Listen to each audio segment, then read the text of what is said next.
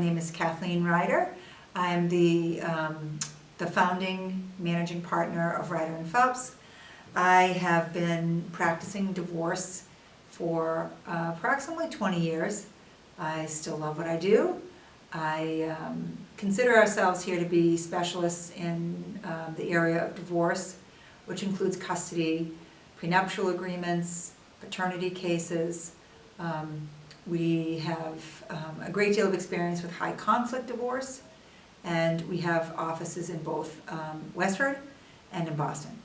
Well, mediation and divorce can go hand in hand, and in my experience, mediation is a superior option to filing a traditional divorce. Ultimately, in both cases, you end up divorced. Mediation is a far more collaborative approach. I am a certified mediator, and my partner, Attorney Phelps, is as well. I'm now spending probably 5 to 10% of my practice involved in mediation. I find it to be much more collaborative. I enjoy it more. I think the parties going through this difficult time, they deal with less stress. They feel more in control of the process. There's certainly a piece of it that is self-determining. They have a lot more autonomy about doing things certain ways, and respecting the fabric of their marriage through mediation. I highly recommend it, although it is not for everyone. I would say that we have a probably 99% success rate with mediation. Most people who start mediation finish mediation. Lawyers.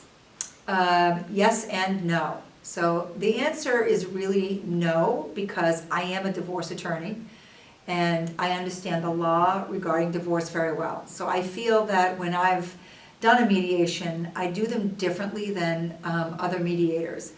I make sure that from the beginning, both parties understand I don't represent either of them, but I have a really significant mastery of the law in this area, and I will guide them as to what the law affords them in this specific area. So for instance, for division of an asset, the parties would typically say, we've been married 30 years, what's going to happen with this asset?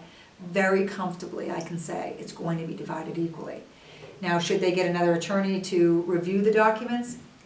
It's up to them if they want to, but I'm very confident that when the final product is signed by these parties, that it's fair and reasonable, and that it will be acceptable to the probate and family court judge that hears the matter.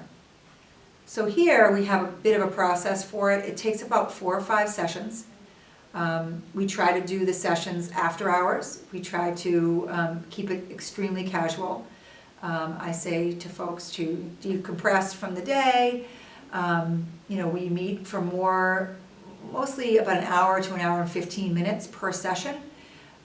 It's usually about 6 to 8 months, and then we file the paperwork with court and wait for a date to be scheduled. I'm not really terribly experienced with what happens when we can't reach an agreement, but I can tell you what would happen here is that I would refer both parties to independent counsel. I'm not able to represent either party, so once a mediator becomes a mediator, I am a complete neutral. I don't have the opportunity to work with one or the other party. I'm taking that role very seriously. And I don't meet with them individually. I try not to talk with them individually. There's very limited caucusing that occurs in mediation. Thank you so much for spending time with me and taking the suggestions that I'm making regarding mediation and divorce. And I hope that if there's any other questions, that you reach out to our office. We're really happy to do the kind of work that we do, and we think we do a great job. We're practicing a holistic approach to divorce. We're really trying to help people move from point A to point B in a positive way. So feel free to give us a call.